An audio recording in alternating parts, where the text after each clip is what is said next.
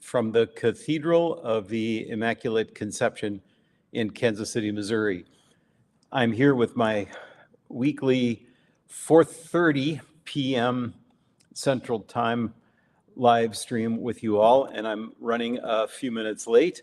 So if you've been hanging around waiting for me, thank you for your patience. If you're catching this on a rebroadcast, then you probably did not even notice.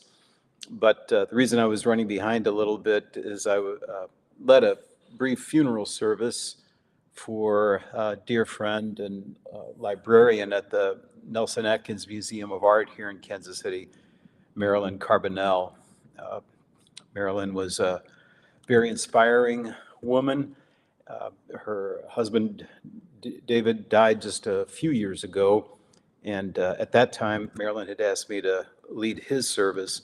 So her closest friends and associates asked if I would return and lead the service for her as well. She's been one of the reasons why the research capability at the Nelson Atkins Museum of Art is so good. It's just an exceptionally fine museum, as you know, in many, many ways. And the library is also just extraordinarily beautiful. Well, another week has moved along here at the Cathedral. We have a very important week coming up in the history of our ministry here. Morning Glory Ministries has been our outreach to the needy in our area. We especially serve the homeless of downtown Kansas City, but anybody can walk in and request assistance. We'll do what we can. But we have typically offered breakfast 4 mornings a week and a lunch service on the weekends right on our property. In addition to that, we have emergency assistance, which I'll explain in a moment. But our meal service concluded this morning on our site at 11th and Broadway. We are going to move the service to the Catholic Center at 9th and Baltimore, beginning a week from Monday. And at that time, it will be a breakfast-only service Monday through Friday. We are not reactivating the lunch program at this time.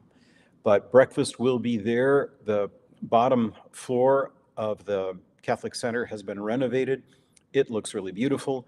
We just need a few days to get things moved. Tables and chairs, the dishwasher, things that need to get active. Be sure that we've passed all the inspections we need so that we can open up a food service there as soon as possible. But we anticipate that will be the day after Mother's Day, and we look forward to serving the needy in a new venue that I think they're going to find extremely welcoming.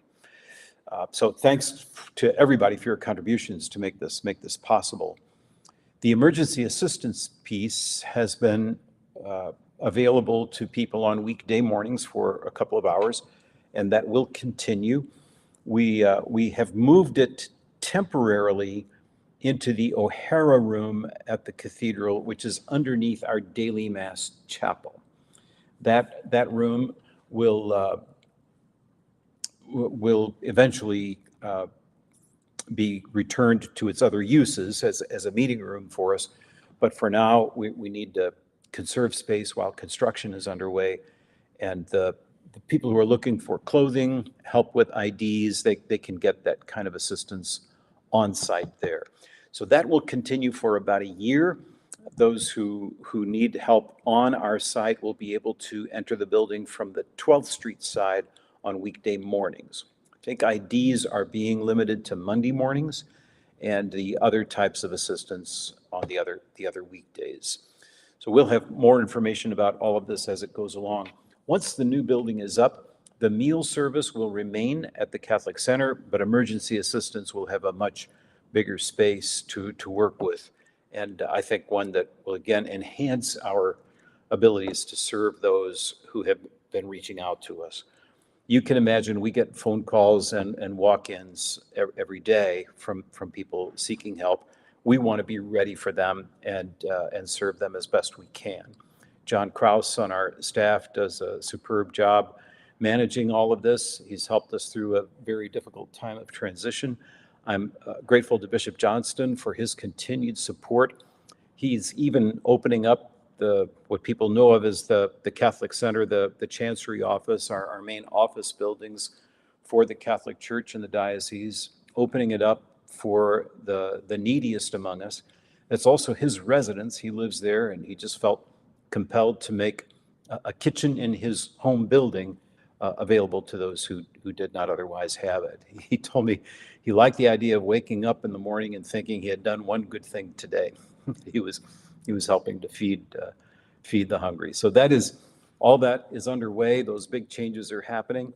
You've already noticed change in our parking habits. It will change again before too long. We are expecting that once Morning Glory has moved out, that the demolition of the buildings next to the cathedral will begin. So probably around the same time, the Monday after Mother's Day, we expect demo to happen. We've heard requests from some people who used to go to school in that building or worked in the rectory office building that they'd like to see that. Of course, it won't come down in a single day, but we anticipate the work will begin on May 15th. At that time, our parking will be even more restricted. We'll have virtually no parking on site. We do have access through the generosity of our neighbors to the parking lot associated with the Folly Theater and the former DST building. That garage managed by MidCon is accessible through 12th Street. If you use the barcode from our website on your phone or on paper, then you can exit that parking lot free of charge. Please be aware that the barcode changes every month. We just don't want everybody unaffiliated with the cathedral to have unlimited access to it, but we'll make it available to you through the website on slips of paper in the back of the church. We had a group last night that put it on the video screen right inside the front door of the cathedral so people could scan the QR code there and put it on their phones. So there are many ways to get that and get accessible parking. Others are parking on the street nearby, and they walk a couple of blocks and come on in. So please find your way. It's going to be a more challenging year ahead with regard to parking, but a year from now, we should have a slightly larger parking lot, one that I think will accommodate your needs, and a very beautiful space to come together and worship and socialize and learn about our faith. This weekend, representatives from Little Sisters of the Poor will be on hand for the masses on Saturday and Sunday morning. We'll take up a second collection for the sisters at all of the masses this weekend. They reach out to the parishes and the diocese for some help.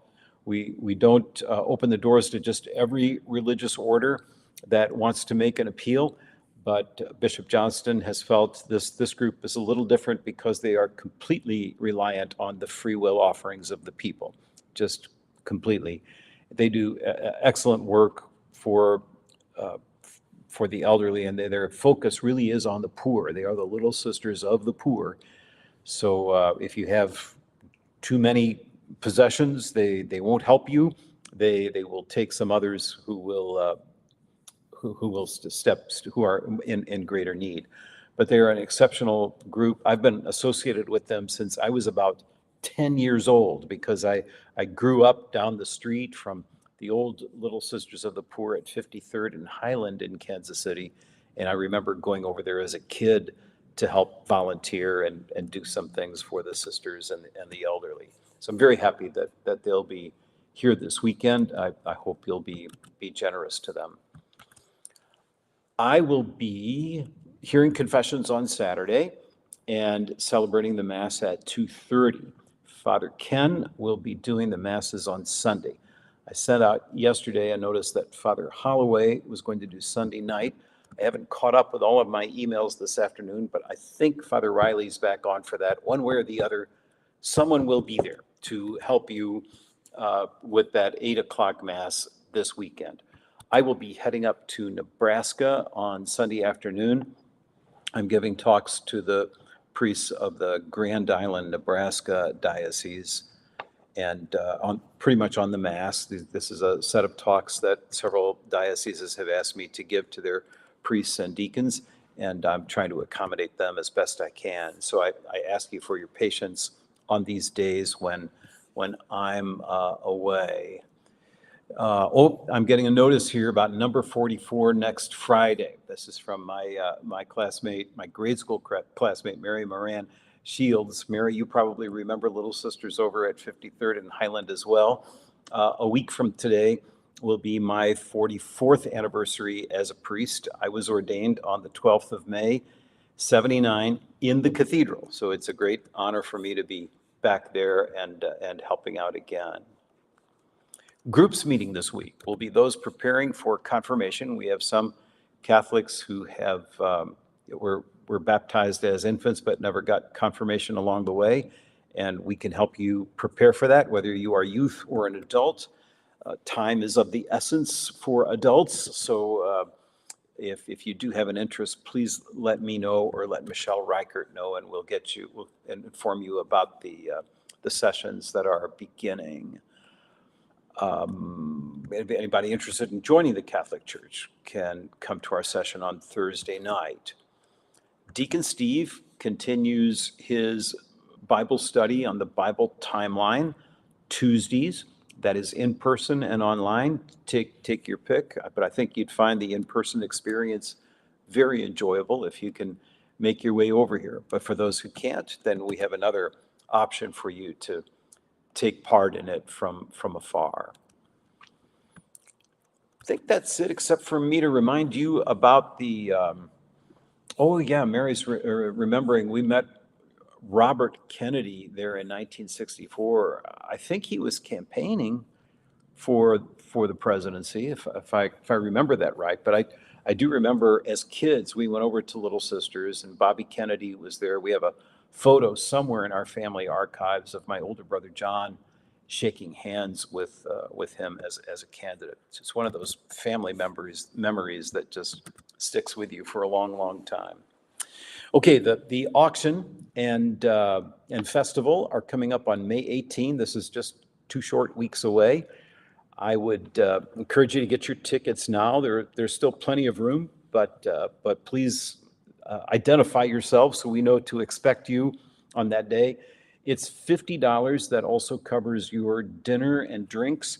If that is too much, we generally have some people who give us $50 to buy somebody else a ticket to come. So if it's too much for you to do, but you'd like to be there, please let me know, and I'll find a way to get you in the door.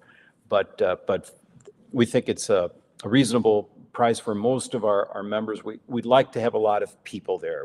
It's just a great community builder for us and a great fundraiser. So we're expecting many people to come and support our efforts again this year. Bishop Johnston will be on hand. You can also get a tour of the new Morning Glory Cafe. They're going to call it the Eagle's Wings Cafe because of the sculpture of the eagle on the front of the building at 9th and Baltimore. We'll have the bishop there, and he'll explain more about where we are with the capital campaign and the progress with the ministries. The Nigro Brothers will conduct the live auction. Zeke Montana, who often comes to church at the cathedral, will be our MC. It should be a lot of fun. We've got some great live auction items. You can start bidding now on the silent auction, so I urge you to take advantage of that, get online and get your votes in. All right, I think that's it for today. Thank you all very much for tuning in and patiently waiting for me to get around to you. I hope that you have a beautiful weekend, and I hope to see many of you here at the cathedral. God bless.